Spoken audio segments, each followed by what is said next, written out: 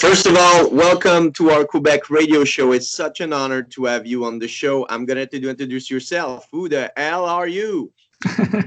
I'm just a farmer from Sicily. No, I live in Sicily in the south of Italy, but I'm Mark Jansen. I was born in the Netherlands. I play guitar and grunt in Epica, and I played also in After Forever. And I have one other band, Mayan, and a project, United Metal Minds. First question, when do you sleep? During the night, usually between 2 and 10. So at 2 o'clock in the night I fall asleep, and then at 10 in the morning I wake up. I'm the same timing, I always Good. sleep around 2 and wake up at 10. It's more easy for me, but I work way sooner normally. Yeah, for me it's also easier, and but that's my preferred time. I like the night, and when it's time to go to bed, usually the people then they go to bed, and then for me it's a relaxing time. Nobody disturbs me, and then I can make music or whatever I want.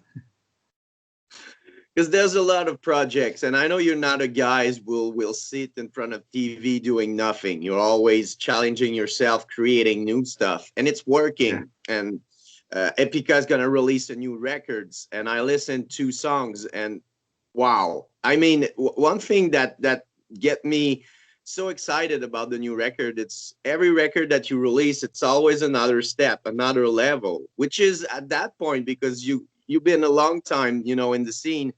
People will figure out, okay, it's gonna be a good record, but it's always better. Is it easy to challenge yourself when you've done so much project, you're creating so much stuff? Is it hard to put it to another level each time? It's never. Oh wait, it's still working. I got a bit frozen. Okay, can you hear me? Totally. Totally. Okay. Yeah, that it's never easy because it's always a challenge to be able to make the next step, and but it's also never a same formula to be ready to do a next step. There's always something different needed, and you never know upfront what is exactly needed to be able to make the next step. So we always try and seek and find our way. But it's a matter of also it's a matter of putting like egos aside and everybody going for the best possible result, and that's I think a very important thing, because in many bands you see where there's like one guy who wants to write all the songs, and then after a while then he starts repeating himself. In our band there's 5 people writing songs, and sometimes it's from this guy, some more songs, sometimes from that guy, but always the goal is to take the best songs, and that is only possible if everybody puts their egos aside, and that's a very good thing what happens in Epica, that everybody is able to do that. And you're right, it's not something that it's common. Most of the band have 1 or 2 writers, maybe 3, but involving everybody in the band, it's pretty rare. But the dynamic that it's creating, it's totally unique. It's different from everything. And that's what I love about Epica. When you listen to it, there's so much stuff involved, because I think everyone has its own personality, of course, but have his own influence too, and bring always new stuff and new ideas, which 5 of you together bring something really strong at the end. And I think it's going to be the case with the new record, something really strong. Yeah, and I'm really happy with this new album. And even though usually musicians are basically always happy with the new album, but this time I really feel that it's a bit different compared to normally, even because I can judge it by the times that I already played the album myself. Usually when there's an album finished for a while, I don't want to hear it, because then I'm so intensively working on it. But this new album, I played it myself already, I think like 50 times. So I don't get enough of it. That's a very good sign for me. I think so. It's it's because it's working and that you're proud. And that's the thing you mentioned, most of people are excited about the new records, but I have been, after a while, they look back to those records and they said, we don't like them. We should not release them. It was too fast. And I always said, when you release something, you really have to be proud and you have to Yes. think, in the future will have an impact. Would it be good? Is there something on that record that, is timeless? And if so, you got to release it because, and after that, it's the fans who make their decision, which is good or not. Exactly. The time those records, the fans love it and the fans hate it. Yeah, but that's right what you say, and that's also why we took this time a lot of years to make this album, because we didn't want to rush it. At a certain point, we felt like if we start already working on a new album, it's not going to be as good as it could be. So we decided to give it a bit more time, and then when we got back together and started writing, we felt totally like reborn and refreshed. And that was for us the cue. Okay, we're ready for writing a new album, and I'm really happy that we did it like that. So that we waited for the right moment to write the songs instead of getting on a tight schedule. That wouldn't have worked for this album for sure. And we're such in the weird timing right now, nobody knows where we're going. But I think it's a good timing to release the records because, I mentioned to the band last year's, we're stuck home. We have nothing to do. There's a lot of people who've got mental issues that they need Yes. that therapy. And I think that record's going to bring a lot of joy to a lot of people that's going to take their time to listen to it. Maybe more than if you work and you're listening to your car, thinking about the kids, thinking about the job, thinking about a lot of things. But, people are back to sit down, stay calm, listen to music and drink a beer or whatever. And, I think it's people going to appreciate the moment and the timing of the release of that record. Yeah, I think so too, and that's also why we didn't want to wait longer, because our manager discussed with us we can also release it later and then have it attached to a tour, but we didn't want that because it doesn't make sense to have an album finished and then wait 1 year or 1.5 years to release it. Now the people are, and also many people writers, we are so ready for this album and it brings some joy in lives. So there would be it wouldn't make sense to wait, because the purpose of music is to make people happy. And if not, especially now in these darker times when our music can make people happy, then it fulfills perfectly its purpose.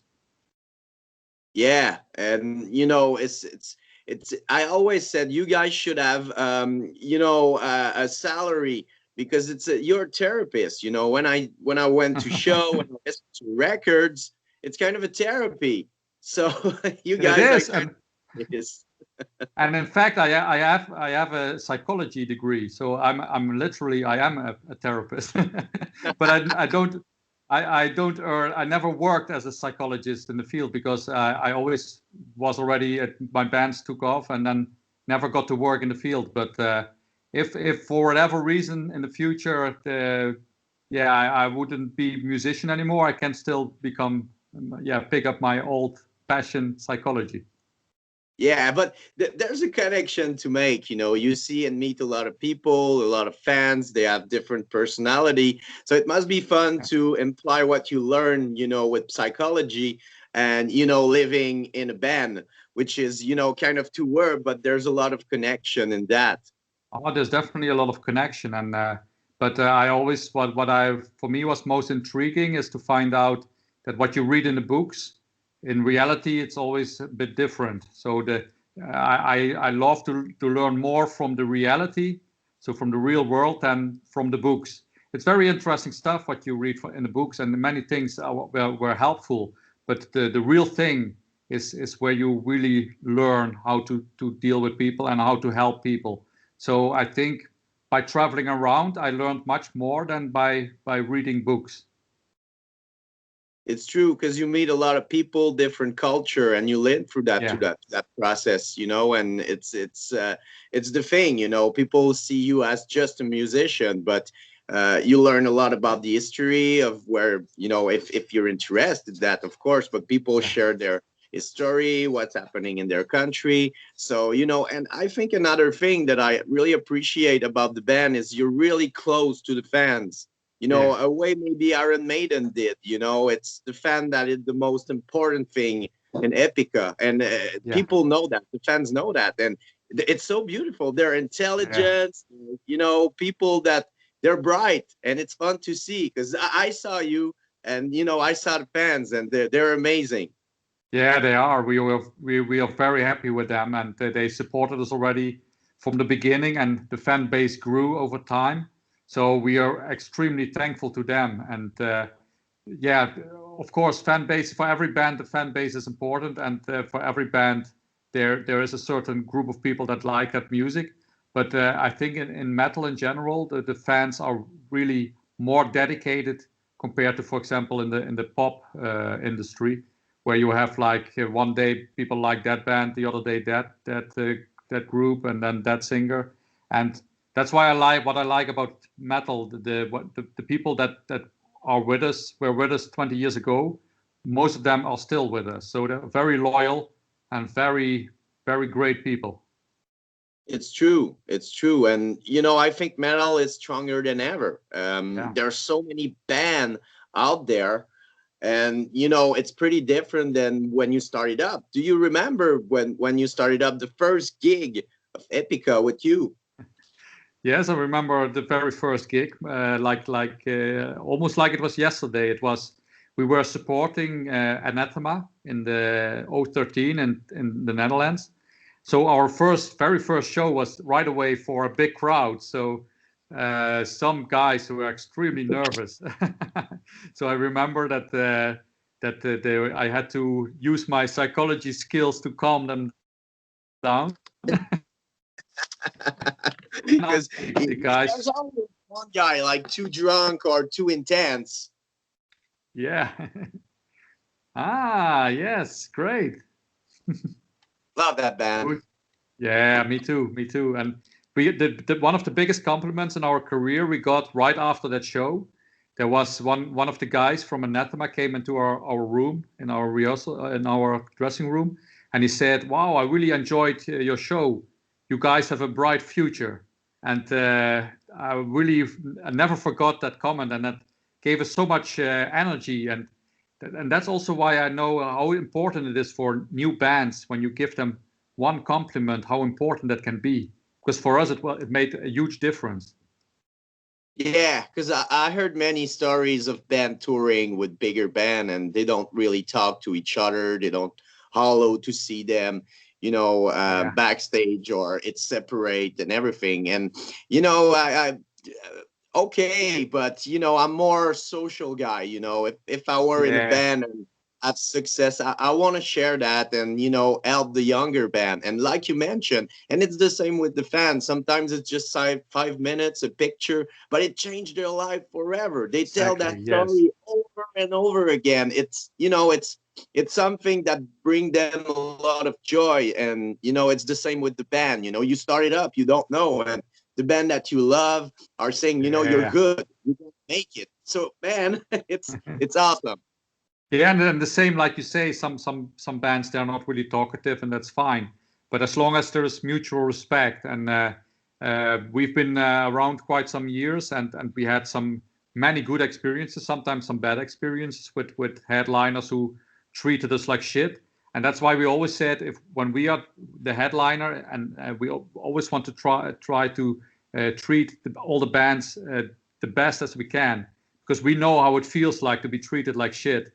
And Yeah, fans that come to a show, they want to see, for example, three great bands on stage, and not just the headliner sounding great and the other two bands sounding like shit with having nothing to no way to have a good show. Yeah, that's really sad sometimes, and that I think that every band should have the maximum to give a good show. And yeah, like when three bands on stage have fun instead of just a headliner, the people that come to the show, they have a much better time. So I never understand why some headliners just want to have a show, just a good show for themselves. Why bringing even bands with them on tour? So I have the feeling these things are changing anyway. So nowadays bands really, in general, try to have a good package and that everybody has a good time. And I'm really happy that that development went into this direction. I think with the pandemic, a lot of things gonna change in the mentality of people. I know, I'm the guy that's gonna be at the first, hour of the show. I'm gonna see every band, and there's more and more people that do that because they want to discover new music, new band. It's the best way, live. There's no filter. There's no Yes. cheating. There's nothing. It's pure. And I think Yes. that people that they're gonna realize how it was important in our life and we lost it. So people gonna whine less, they're gonna enjoy it, and I'm sure there's gonna be way more people listening to the first part of the show because we just lost something so important for everyone that when we get back, we have to get back to the roots. When I asked you the Yes. first show, like the same thing, the same feeling when you see your first show. It's just you have to keep that every time. Exactly, and I think now people realize what they are missing. So when, for example, when there was like in quite some cities in the world, there's every weekend there was different shows to choose from, and from one moment to the other there was suddenly nothing anymore. And now people really realize how important shows for them are in their life, and it's good that realization came. And hopefully, like you said, people then also gonna be so happy that show's starting up again in the future that they're gonna see the whole thing from the beginning till the end. So all the bands. I'm pretty sure. I just hope it's gonna stay longer than I think. But yeah, Yeah. it's a nonsense that we take things for granted, and that's gonna change. We have a Yeah. sword, on our head that's gonna follow us, even when it's gonna be done. We always be like, okay, something can happen. We saw that in our generation, our kids saw that. So yeah, I really hope that people will more enjoy music and of Yes. course buying more music and help the artists. And I say it's more important than ever. But I felt that people, their budget, when they see a lot of show, they have that budget, they put it in merch. I think that Ben are selling way more merch, and it's cool. People go grab it, and there's beautiful also. By the way, the artwork, who did the artwork for the record? It's amazing. Yeah, I'm really happy with it myself as well. It's Stefan Heilemann. He's an extremely talented artist, designer, and yeah, when we usually work with him, like we give him the lyrics and the music and a short description of the songs, and then he starts working and he comes up with something out of himself, and that's really great because then he always surprises us in a way. We don't want to give him too much directions because then maybe we slow him down, or how to say, we let him create something less good than he would have done by himself. So we always give him total freedom. And it's working. It's cool. It's a cool way to do that. Just you read the lyrics, listen to the songs, and create something from his vision Yes. with your work. And Yes, the rest. exactly. And I would love to see your face when you see the artwork. And wow, because you don't know, like you said, you don't give a direction. There's band that really know what they're wanted, and it's like that. And when they see Yeah. it's like that. Yeah, but we are not like that indeed. We sometimes, of course, we had in the past we had some more yeah, clear ideas of what we wanted, but we found out that with this artist that he really comes up with the best work if we give him total freedom. And but that's the most beautiful thing about art. When people have total freedom, usually people come up with the best things. And when It's that all comes together, then in the end you have something that is pure art, like the cover together with the music, the lyrics. When everything comes together and everybody could let the inspiration flow, then you get the best results. I think so. I always think Iron Maiden, their first record, it's what they're happening. Derek Yeah. Briggs was not in the plan. It's something that came to them, like their manager saw one of his work, he want to see more, and he saw the Punk Eddie. And he said, we got it. And he showed that to the band, and they're like, yeah, we got it. It's gonna be on. They didn't know. It's just it was bring to them, and I think it's part of history with a band. You know, you don't control Yes. everything. That's the beautiful thing about art. You know, you don't control everything, and sometimes arts, you know, show to yourself in a way that you're not expecting, but it's beautiful. Exactly. But that's the beauty. And also when you write a song, for example, and sometimes you make like you're recording it, and then you shift, you put something somewhere else, and you turn it around, and you make an error, and then something is on a place where it's not meant to be, and then you think, hey, wow, this sounds much better than I imagined. So with this error, and if I change this and that, you come to new ideas.